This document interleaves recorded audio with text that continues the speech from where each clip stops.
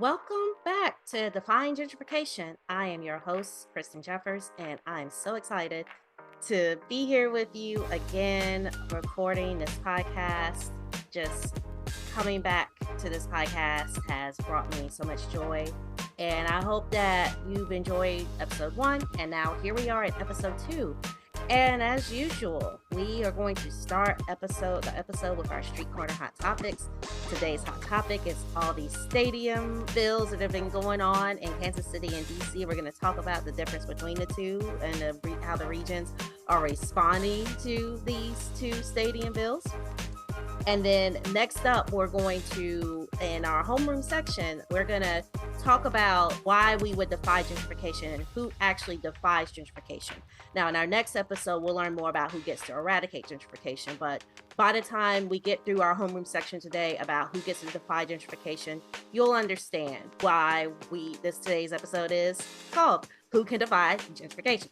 All right, so let's I'm gonna take a little break here. We'll be back with our street corner.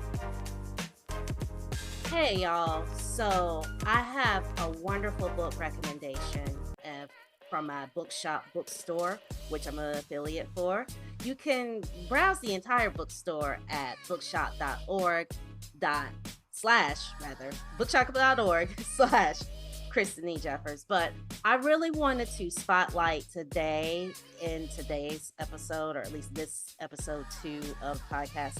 I really wanted to spotlight a particular book, at least for these first half. I've got another book recommendation coming at the next ad break, but this one in particular, Inclusive Transportation, a manifesto for repairing divided communities by Veronica Davis, and the foreword by Tamika L. Butler. Those of you who know me and who have been active in the urbanism community know that we all know each other. I can vouch for their work. They have been colleagues and comrades in this work for a very long time. In fact, when I got involved, they were involved.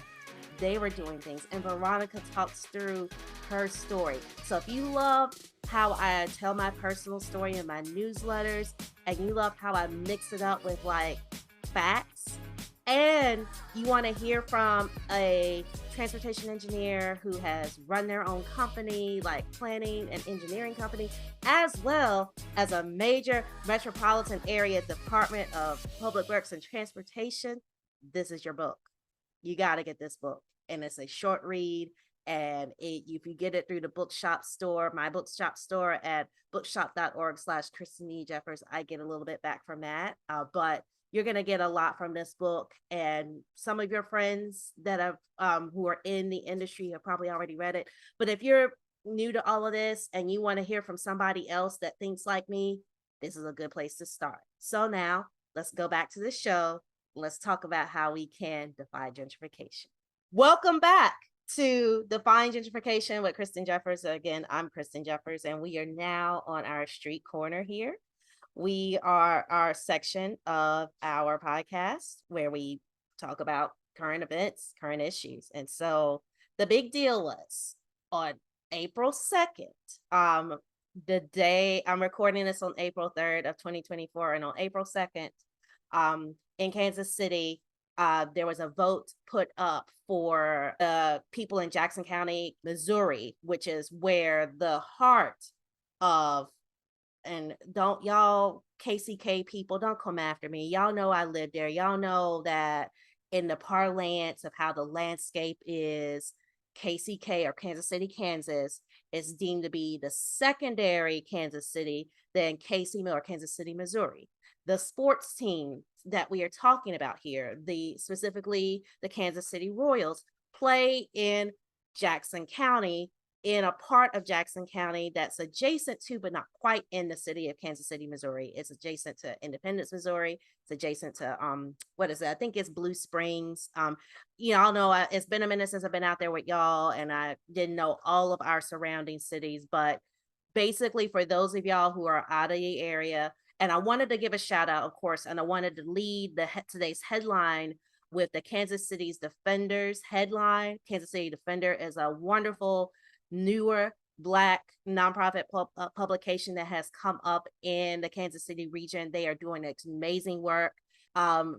definitely, if you want to really know what's going on in Kansas City, follow the Kansas City Defenders Instagram, as well as the Kansas City Defenders site. They're doing some wonderful work bringing back queer audiences. And one thing I'm going to do on Defying Gentrification, whenever I get a chance, I'm going to give Black media their props. I'm going to give Black media their space. I'm going to quote from Black media. I'm going to quote from Black journalists. I'm going to quote from other journalists of color. Like, one of the reasons we know the word gentrification so well in the popular culture is because we journalists have really been, we've been one of the people, as we talked about in episode 1. It's journalists, most of the time white journalists, that end up being seen as people worthy of providing higher class resources, as more higher class. Oftentimes journalists become gentrifiers by default, even if we're not, like, even if we're Black or brown. Of course, you know, like I said in homeroom, we're going to talk about whether or not that's actually the case. Can we really gentrify a place if we are the people who gentrification is supposed to be done to?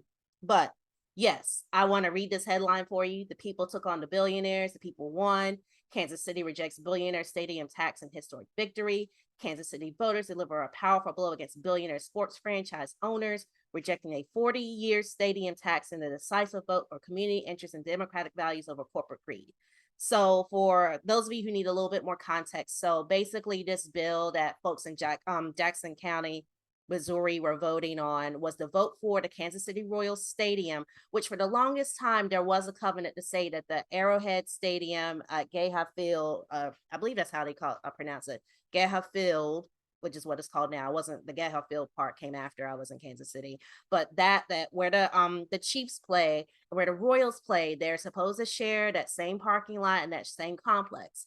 This bill would have brought the Kansas City Royals, and now it's been danced around to bring all the sports teams back into downtown Kansas City, Missouri.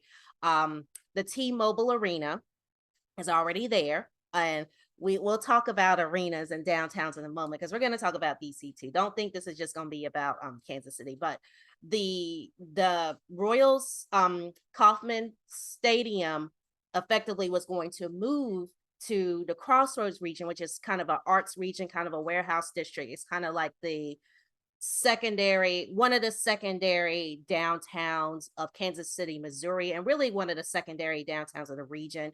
If you come to Kansas City and you're new to like dense urban environments, visually, you're going to feel like you're still in downtown. Those of you who have seen some of my marketing materials and some of my photographs, if you've seen the picture of me like looking at the downtown Kansas City skyline that used to be on my Twitter account at Black Urbanist, I'm actually at Union Station. I'm standing at the World War I Memorial.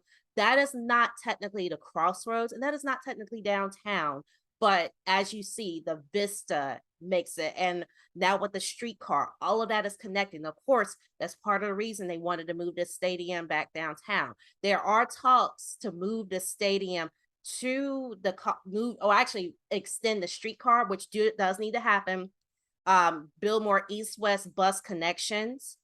That's been happening. But basically, this was going to move the stadium downtown. And of course, all the things that people that want to move stadiums and have more control of their stadiums and their not necessarily taxes, but their ability to generate income wanted to do. So I am on those of you who are watching the video version, you will see this lovely sign, Royals Nation against new stadium taxation. I had to pull up the headline from KCUR, and of course I want to give a shout out to them. I was on KCUR twice when I lived in Kansas City, and I really appreciate you all letting me come on and talk urbanism and talk about some of these issues. And if you're listening to this now, I'm happy to come back and come on the air. But yeah, I just wanted to highlight that that's not the headline. That's not KCUR's headline. KCUR's headline is actually Jackson County voters reject stadium sales tax that would fund new Royals ballpark. But they did use a picture from the Royals Nation against new stadium taxation sign. And of course, that just tickles me because and as a wonderful segue to talk about what we are dealing with here in the District of Columbia. So those of you who have been following sports stadium news who haven't been involved with the Kansas City decision that was rejected. Well, here in the DC, and I would say DC and Virginia parts of the region, because Maryland really hasn't been part of this conversation. Effectively, the Orioles are still going to play at Camden Yards, and the state's going to help with that. And honestly, Prince George's County officials have like rested their case with what's now, I think it's just called Commander Stadium. Just like we've had the rightful battle to get rid of the terrible imagery around Washington's football team, and now they are the Commanders. They no longer play at FedEx Field. That is a recent development. And honestly, they may no longer play at that field, period. There is a campaign going to bring them back to their original stadium, RFK Stadium, which is in the district limits, but it is squarely in the neighborhood. And neighbors have said that they no longer want football like related traffic in their neighborhood. Never mind, there is a metro stop on top of this stadium area. No matter that the original RFK Stadium is in the process of, and that has not been completely demolished, and it's now just sitting there. I'm assuming that I think what's been told to me is that they're doing environmental abatement, and doing that environmental abatement that is taking a little longer than expected to get rid of the old stadium. But either way, there is a campaign. People don't want a stadium in that neighborhood, and they certainly don't want a stadium at Potomac Yard. And honestly, I did not want a stadium at Potomac Yard. Potomac Yard, from where we're situated right now in DC, and even prior to us moving to this particular apartment, even in our old apartment, Potomac Yard was where we went to Target, Barnes and Noble, Michael's, Home Goods, all those chain stores. Potomac Yard has a failed Amazon grocery sitting there. Like, basically, yes, this is Amazon Central. That side of the region, that side of the riverfront was supposed to be this breakthrough for Amazon.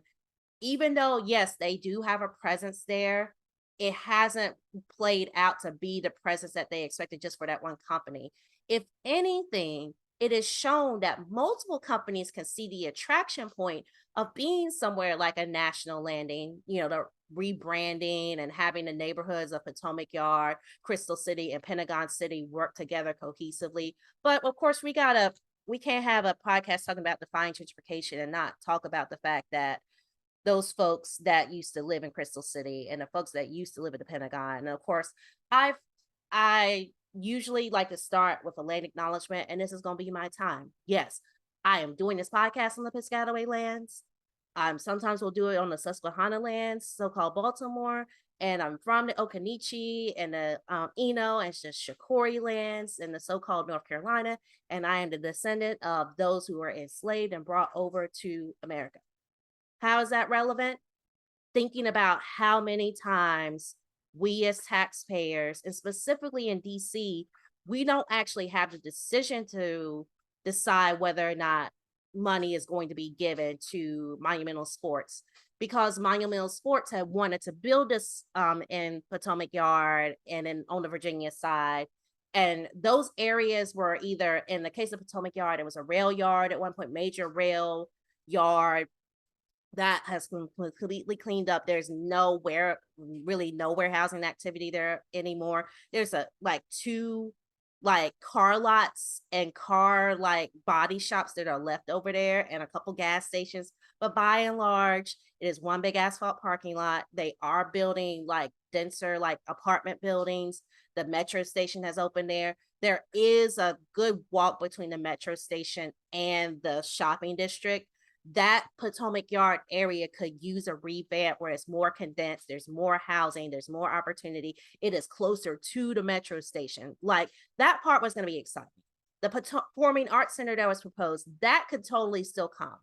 Virginia Tech has that big academic building there, and some other businesses have built there to be convenient too. And Kaiser Permanente has a clinic there, right there by the opening of the Metro Center. I have written about Potomac Yard and the fact that they need to go ahead and open that metro station. They need to have multiple entrances. I wrote about that in one of my early Greater Washington GG Wash articles. But what we don't need here in DC is the fact that we can't vote, and not just vote, not just be a state. We do need to be a state. We need the opportunity to be able to vote on more things. In this case, because Virginia stepped in rightfully so and said, hey, we really don't need this stadium here. Well, this arena rather here. It kicked back over to DC. Monumental Sports ended up taking the DC offer, and the DC offer is effectively 515 million of funding out of the capital budget of the District of Columbia, spread out over 3 years with a whole laundry list of like caveats, including a bus station that needs to be moved, 7th and H, right above the Chinatown Arch, for those of you who are familiar with the DC geography. We don't need to move that. And in fact, the metro station that is on there, that's one of the things we were saying makes having the arena stay at where it is beneficial. There's a museums, there's a nice library, there's already food places, there's the convention center, and there's the metro stuff, and it's right there by the mall. It's centrally located to a lot of other things, but yes, this is an opportunity to not only continue to maybe rebuild the cultural connections of Chinatown, because of course Gallery Place is first on the metro name. Oftentimes you just say Gallery Place and Chinatown's an afterthought. To be honest, most of the Asian population in DC has moved on. That is a form of gentrification. We will definitely talk about that in our next segment, and that's a good segue. So I'm gonna end my segment, my street corner segment here today with it's okay for sports stadiums to exist. I love being able to get off a metro and walk to Nats Park. I loved being at the ACC tournament, watching my Wolfpack win and watching that run that has started. And hopefully by the time you're listening to this, we are national champions. At the very least, we had a good showing in the Final Four. But what we don't need is for taxpayer money to be pledged to people, billionaires who can afford to make the changes that they are asking cities to do, but they are shaking down cities and districts across the country to do that. I've heard people say, oh no, you're not going to get your downtown Royal Stadium. They'll just move to another place. Oh no, like if we don't give the team a new stadium in the DC area, there will be no more Washington Commanders. I don't think so, because there's still enough people wanting to go to sporting events. Audi Field and Nats Park are doing just fine. And yes, I realize that there was incentives involved in that, but people would still come to these places. People would still do these things, but there's affordable housing, there's transit. The 515 million deal, like, it's still being negotiated. The DC deal is still being negotiated. Now the Kansas City bill has to go back to the drawing board.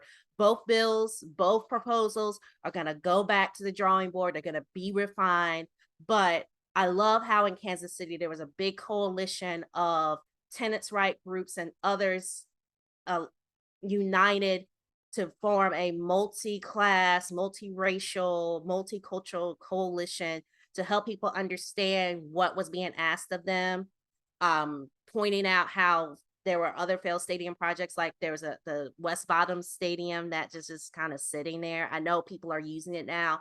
I know it's under different ownership. I think it's even under Black ownership, if I'm not mistaken. But those kinds of activities are like, we don't need them. And so when we come back from our break, when we go into our homeroom, we'll talk about how, gentrification is often something done to us, just like oftentimes tax spending is done to us, and why those of us whose culture is often monetized, we don't get to necessarily control the direction of our destiny, but there are things we can do and things we should do. And of course, we're going to set the stage for our next episode after homeroom as to why we need to eradicate gentrification. Once again, this is the Defy Gentrification podcast of Kristen Jeffers. We'll be right back. So in the next segment of the podcast, I'm going to be talking about like the things I do to defy gentrification. And actually, one of those things in particular is that I craft. I actually really like crafting. And so when my crafting really kind of exploded during the height of the COVID pandemic, which by the way, we're still in. Anyway, and the days I have to stay at home because my body has said, you're still in a pandemic, Kristen. You can't take me out every day.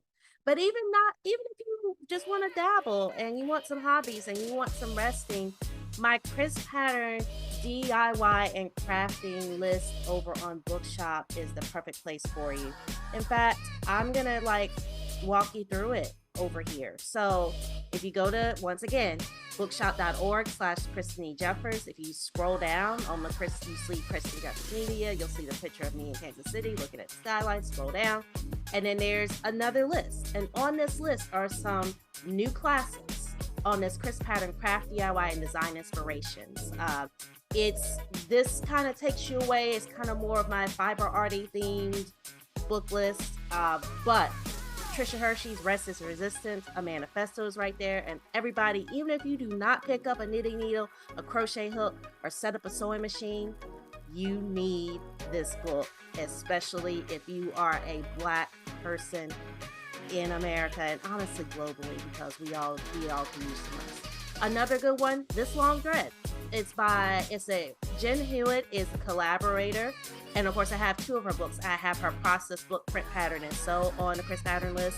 I also have This Long Thread, where she spoke with a number of my crafty friends of color, many of them who I interact with over on the Chris Pattern page, some who I've had the chance to meet in real life and craft with, and it's been such a wonderful way to cultivate community cultivation, and it's very convenient to order these books on bookshop.org/Kristen E. Jeffers. And also I get faith, I grow my faith in myself to live a happy life despite gentrification by reading books like Rest is Resistance. And I got to meet the woman who wrote Black Girls Sew, which is also on the list. And then I was on an IG Live with Brandy Cheyenne Harper, who is pretty dope, another queer, proudly Black queer knitter who's written Knitting for Radical Self-Care. Now, I'm still working on my knitting. I'm eventually going to get there. I also want to highlight the Tunisian Crochet Handbook by Toni Lipsy, another wonderful Black crocheter who's virtually knit. And then In the Company of Women, just motivation. Motivation, even though it's at least in this book, it's mostly cis women. This was written back in 2016. There's something in it for everyone. So once again, an opportunity. Head over to bookshop.org/Kristen E. Jeffers. If you need a break from me even talking about gentrification, if you just need some inspiration, need some faith to cultivate and create and have your convenience. And we're going to talk about why those things are important right here, right now, in our very next segment. So stay tuned.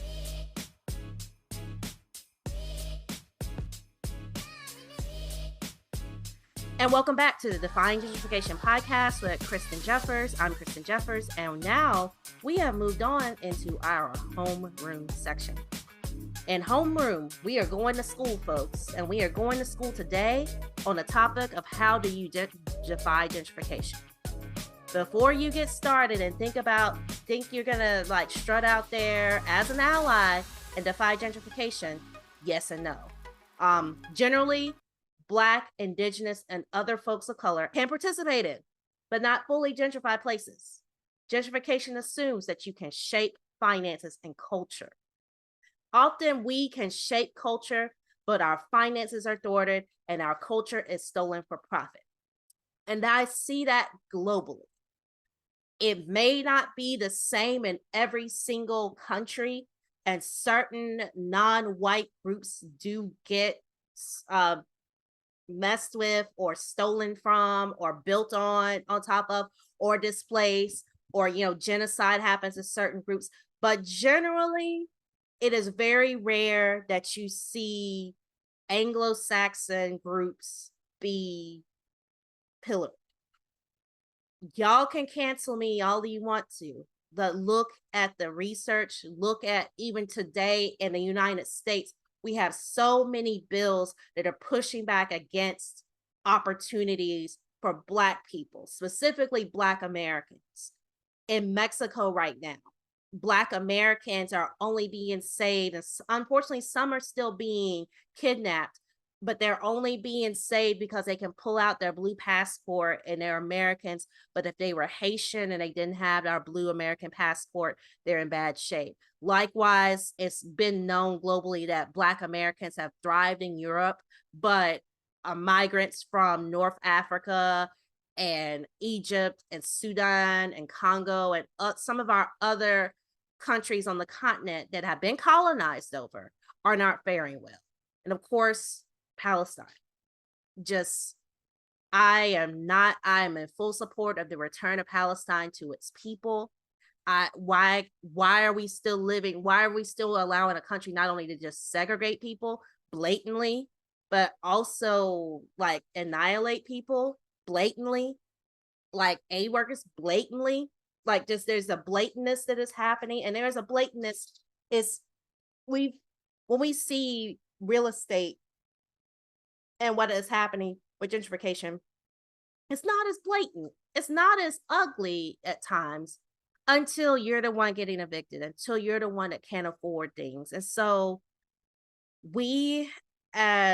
I am a firm believer, and that is the basis of this podcast. So if you're listening to this podcast, if you're listening to the first episode, and you're listening to this episode, I want to make it clear, gentrification is something done to people of color. It looks different where based on where you live, but that's why ultimately I'm calling on my folks of color, specifically Black Americans, because that's the context I know. I'm a Black American, and I've seen how this has happened with Black Americans. But those of you who can relate to this, and yes, I know there are going to be some white presenting ethnic groups that can also relate to this, but that's based on your country. Just really, the test for me is home purchasing, specifically in the States. In the States, and let me roll back to this because I'm still kind of on this point. In the States, with the way mortgages are set up, with the way credit scores are set up, all these things are set up. We try buying a house. When you try to buy a house, that gives you a sense of where you are in the so-called systemic pecking order. That will give you a sense of how you're racialized. That will give like how much money you have to have, how much you have to do, what kind of programs are available to you, how many banks you have to go to. And then on top of that, that also gets into like the kinds of jobs that you're getting. Like, how much have you had to go through? How much are you having to perform to have a job that will pay for the homes? Like, where can you can maybe move to a cheaper area. People tell you to move to a cheaper area. Is that cheaper area honor you as the person that you are? Or are you the person that's like loved and accepted? Like, you come to this new area and people are asking you, and maybe you don't have like racist conservative politics, but people are telling you those racist conservative politics, thinking that you're their friend. Those are the kinds of ways that you can know who you are in the so-called pecking order of society.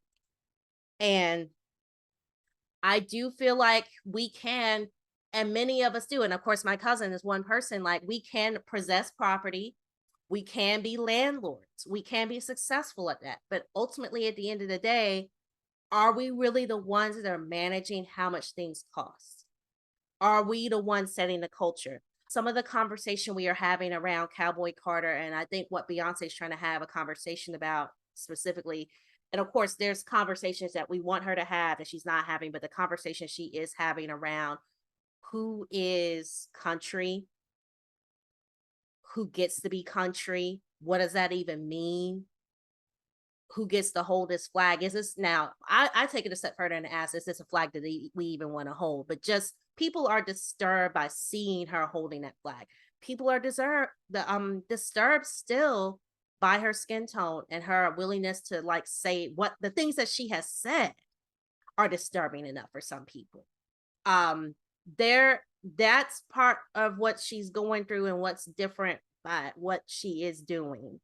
And so that's why I do believe that we can't fully, we as people of color, depending on where we are, we can participate in, we can be billionaires, but we're like, there's always going to be an asterisk next to Beyonce and Oprah and Tyler Perry and any other black billionaire. And they may have not been able to make their billions without the culture. Their billions are made producing culture. Rihanna's the same way. Like, she beauty, like black folks have, and black folks, people of the Asian diaspora and in Asia, as well as folks in indigenous folks to the Americas and all the cultures that have resulted in those who are indigenous to Turtle Island and the Americas.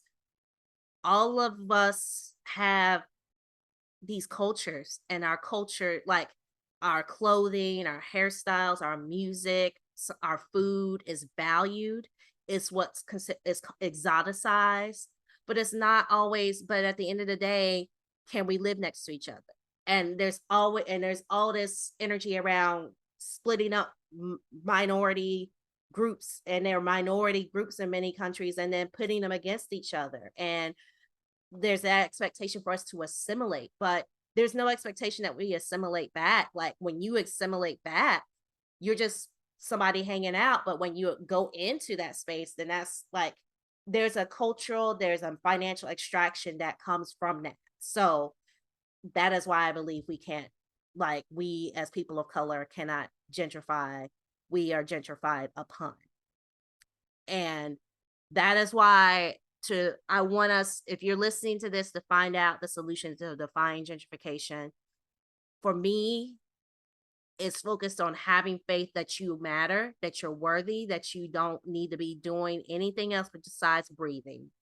And even then, even if you're on a respirator right now, you're still magically listening to me. You're still worthy because you still have a soul. You still have a body. Bodies are worthy for existing.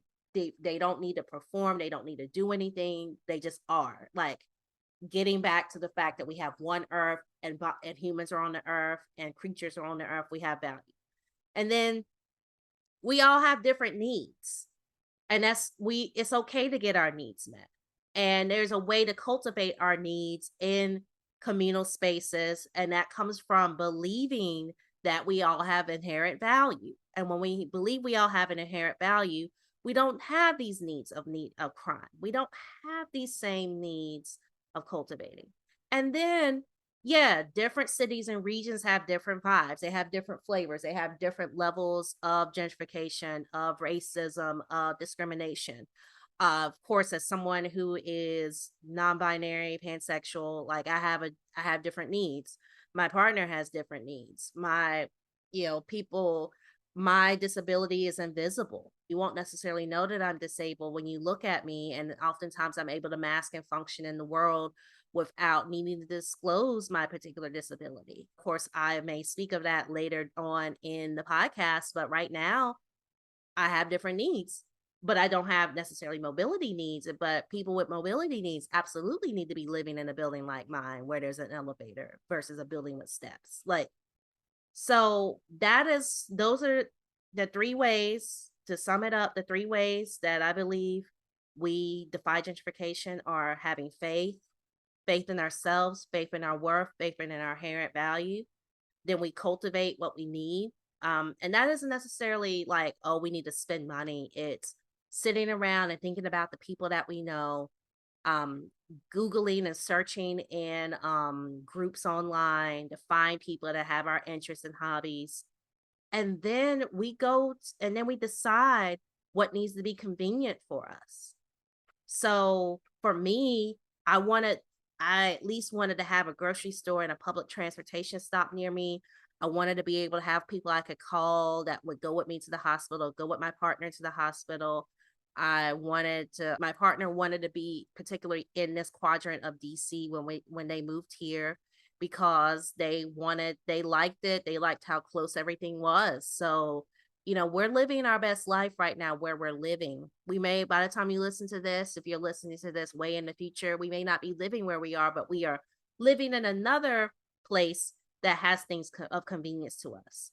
One of the things that I'm hoping that will become more convenient for me is to have my fiber crafts places more convenient. Right now, yes, technically I could take the bus to, today I'm recording, the day on the recording this, I usually go to a fiber meetup. But to go to that fiber meetup, I usually get in the car because sometimes I have my rigid heddle loom. Sometimes I have a lot of yarn because I can't decide what yarn I want to work on that week. So I have all those resources with me. I have all those materials with me.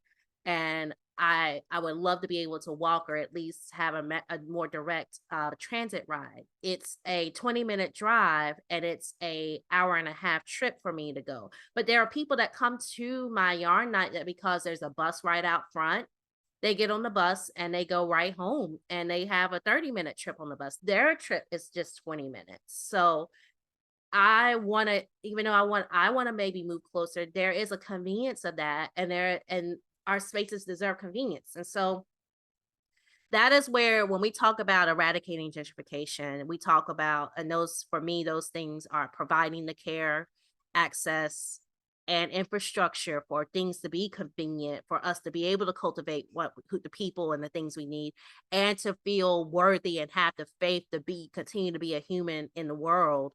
Those are the things we need. And so with that, we're actually at the end of the episode. And if any of this that you've heard today is kind of spinning around in your head and you're like, yeah, I think I want to have another chance to talk this over, join us in the fellowship, the Defy Gentrification Fellowship. You can find a link for that in the show notes, as well as on defygentrification.com. We'll go take you directly there. Not only will you have these podcast episodes archived, you can click on the fellowship and start right in our fellowship. And I'll be lecturing in the fellowship on Monday I'll be digging deeper into the what is gentrification question. And actually, I forget, you may be listening to this in the future. If you're listening to this in the future, the fellowship is there for you. There may be more courses, but if you're listening in real time, if you're listening on April 5th of 2024, when I originally record and release this, we'll be starting the lectures in the fellowship on Monday, April 8th. There is a fee to it. It is a special fellowship fan club. It starts at $10 a month for 12 months, or you can just pay $120 up front and you will have lifetime access. If we do decide to move to a different platform, I will let you know. I'm not just going to drop you like a hot potato. You will be able to come with me and continue to learn with me. And you'll also have a chance to, after you've been through at least 4 monthly cycles, which I can track because I can see the date that you joined the fellowship, then you'll get an opportunity to meet with me one-on-one to talk through the things that are going on with you that you need to defy gentrification. So with that, I'm going to pause for one more ad break, and then we'll come back and I will kind of talk about what's next on the podcast. So, Kristen, I know you've been telling me these last couple ads to buy from your bookshop store, but Kristen, I'm on a budget, so I'm listening to your podcast for free. But I got something for you if you want to still support me for free. Let me show you another website that you can literally go and support me for free, and I will show you how. So a few weeks ago, I was approached by a collective of lovely people to be part of this website called Resident Urbanist. And right here on the screen, and what you were seeing, is my first full article on Resident Urbanist called Crafting My Way Out of Urbanism Guilt. And if you're just listening, yeah, you should go over to Resident Urbanist, search for Crafting My Way Out of Urbanism Guilt. It's by me, Kristen Jeffers. I put it out in February. You scroll down, you see a nice picture of me. I was actually in Durham over Thanksgiving, and I had on my I Am a Black Urbanist hoodie, and I was holding my sweater that I've been working on forever. Maybe one day it'll be finished. Now that I'm doing this podcast, I have extra time because I'm doing things.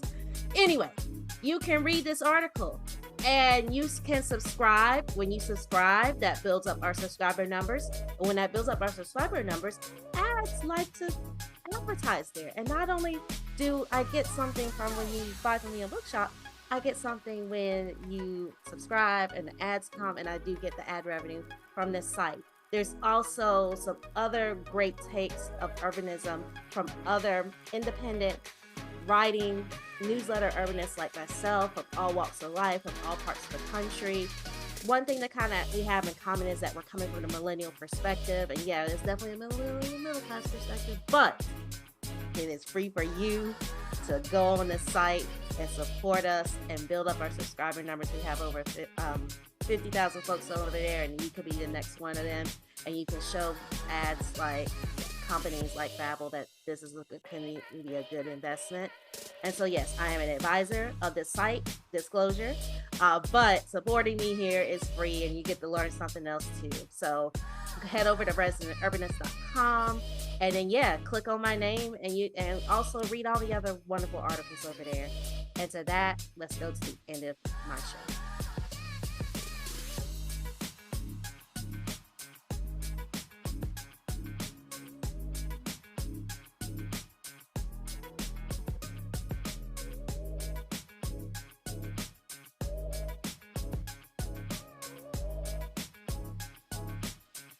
All right, so y'all, it's been a good time talking with you again.